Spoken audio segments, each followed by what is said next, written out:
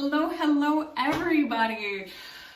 Welcome back to another episode of Print on Demand is Getting Worse. So I know I said in my last episode that I was thinking of just trying to shift away and not talk about print on demand very much, but then again, this week, right as I was getting ready to record an episode, I got yet another one of those emails.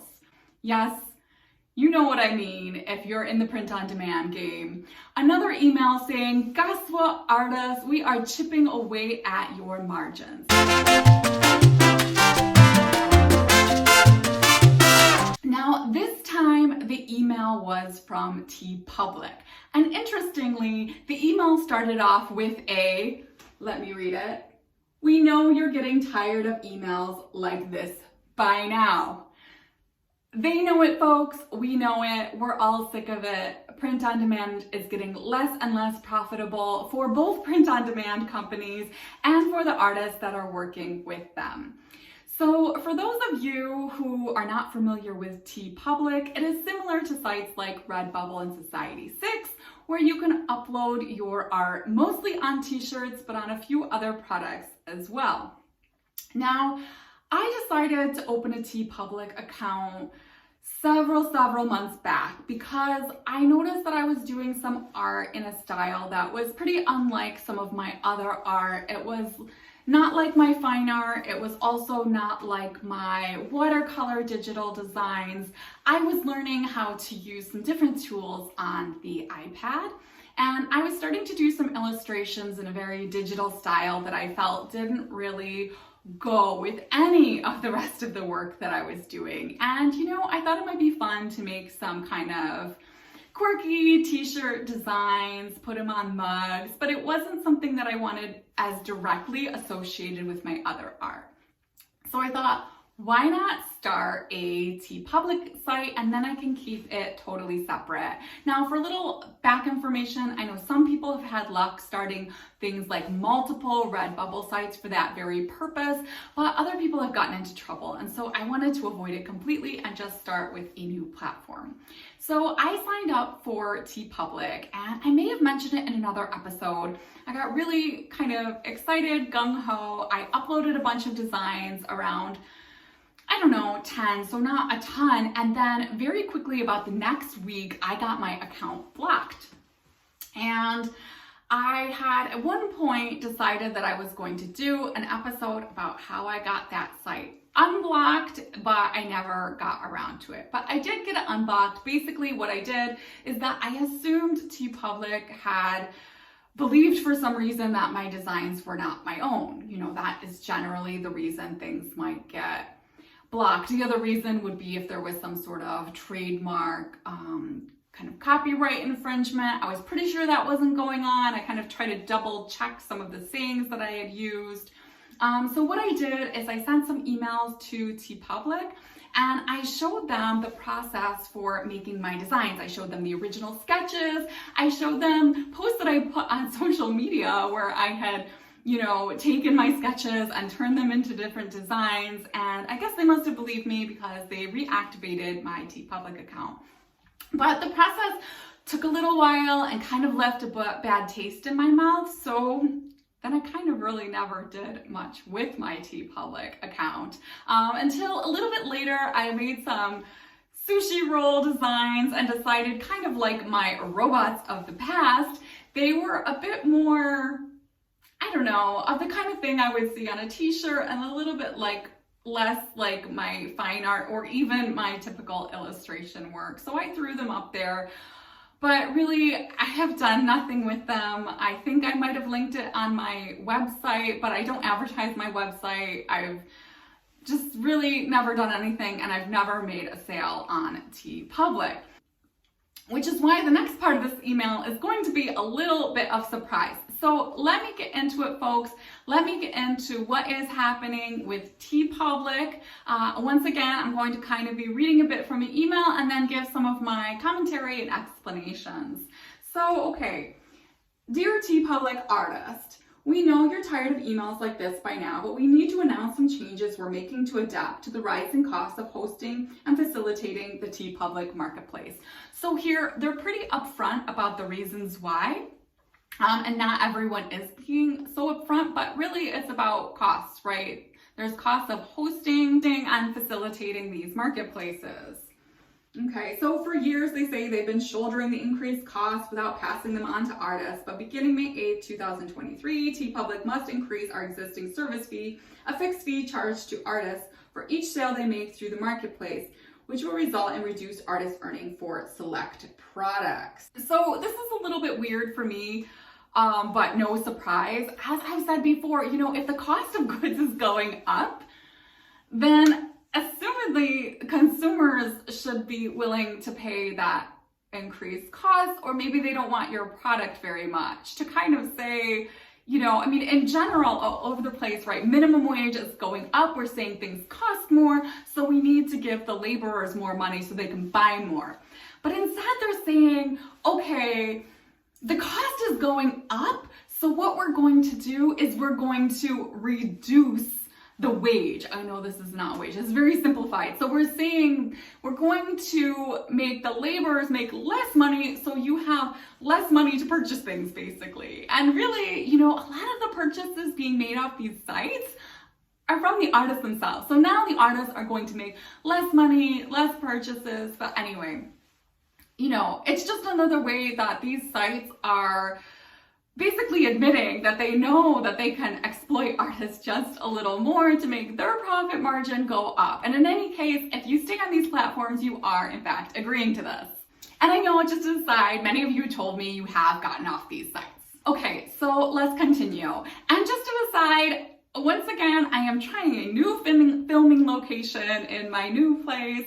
Yes, it is the bathroom. You can probably tell from the echoey sound, but I hope the lighting is a little better this time.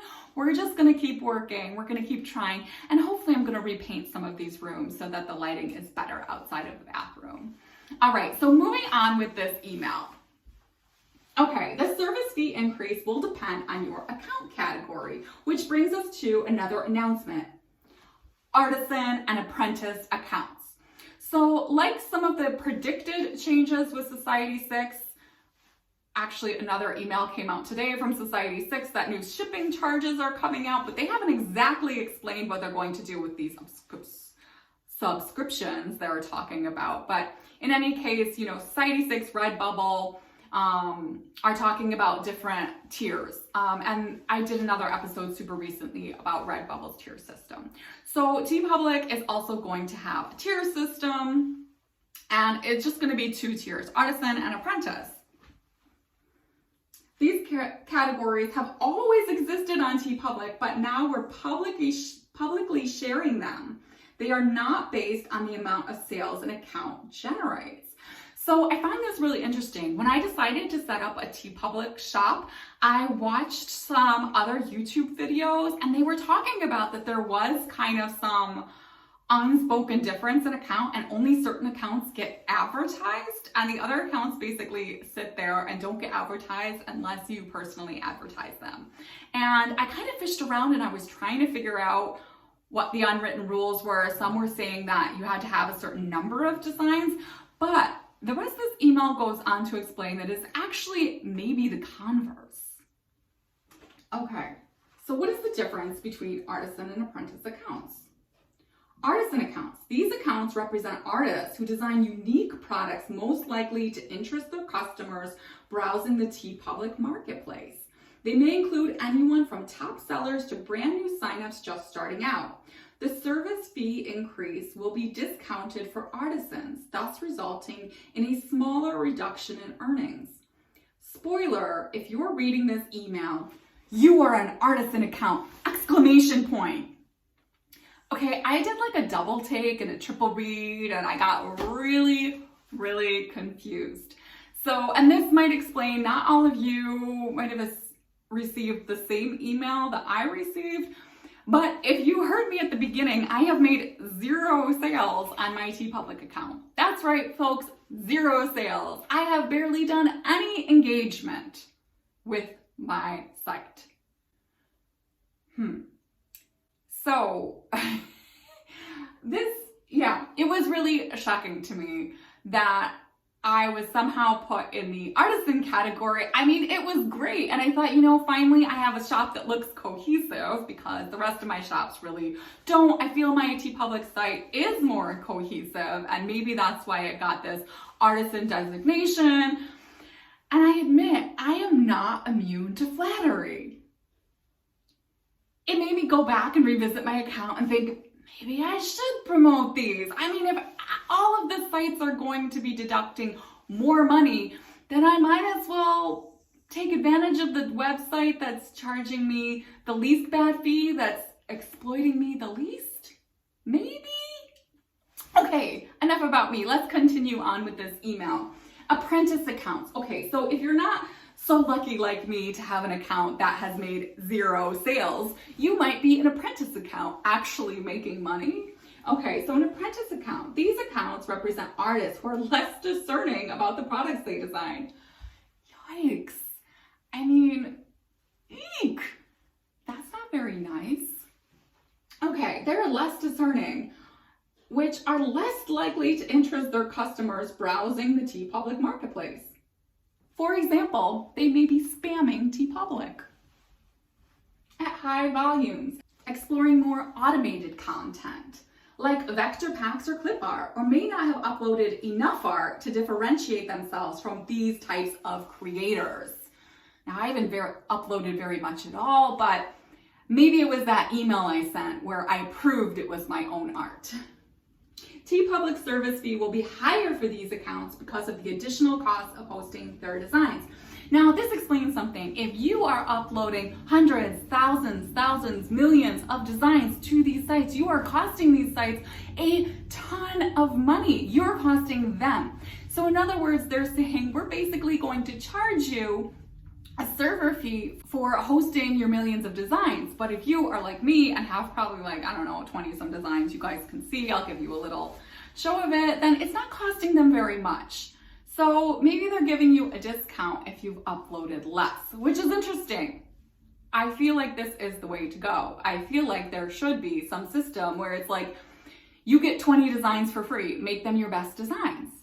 And then we would all have less competition. I mean, I might like it if they say you get 100 designs max forever, no matter what, not just for free, right? And then it would eliminate a lot of the noise, and you could just put your very best designs out there.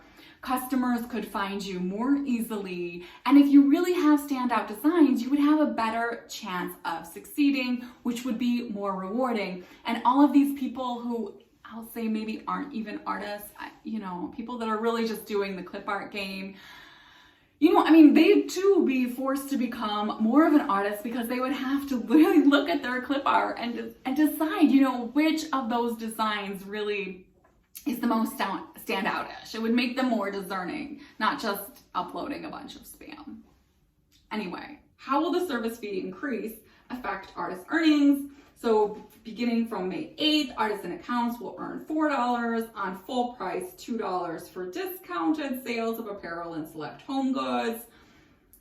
This aligns the earnings for these products with the earnings for classic t-shirts, the #1 product sold by artists, which were already $4/$2. The impact of this change will be relatively small for most artisans. Based on 2022 sales, the average artisan would have seen a loss of only $6 per month. Interesting. This artisan makes $0. If I lose $6, they're going to be charging me $6. But yeah, again, they're talking about the average artisan that I guess is actually selling on their site.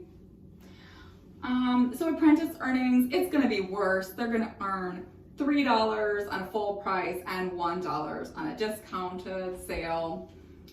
You can kind of read some of this. We know this may come as disappointing news. They're truly sorry. I don't know if they're really sorry. I mean, are they? Are they? Anyway, they're gonna say they're sorry because it sounds nicer. We are aware that you're also experiencing the many increased costs of today's world. Please trust us. This wasn't a hasty decision, and we explored many avenues before determining this was the best path forward. For more information, you can read the facts articles. They're thanking you for being part of the community. and continue to be a place for you to turn your passion into profits. Well, folks, I'm not going to go into all the facts like I did with Redbubble on how to get into different tiers. You've heard my commentary before on my recent episodes involving Society 6 and Redbubble. I don't know. Are they exploiting artists? Yes and no. If you're willing to be on the platform, then I guess you're willing to just take a few less dollars or cents for your artwork, which may or may not be worth it. As I continue to say, I'm really trying to spend more of my time on fine art, but these articles are distracting me and I just feel the need to share with you. And beyond that, I know I get more views with the print on demand. I just get more views. So maybe you guys do like my rants about print on demand and my rants about artificial intelligence. I may keep some of them going, but I really, really, really do try to add a little bit more about fine art. I'm going to try. I'm really going to. Anyway, enough about me. On to you. I'd like to hear all your thoughts in the comments. Are you quitting print on demand? Are you allowed quitting print on demand? Have you sold on Teepublic? Which category did you get? You don't have to tell us if you don't want to. Do you have any ideas for how these print on demand companies can make this situation more fair? Or is there anything else you'd like to share or rant about? If you're finding value in these episodes, please consider subscribing, hit the like button, and until next time, keep creating.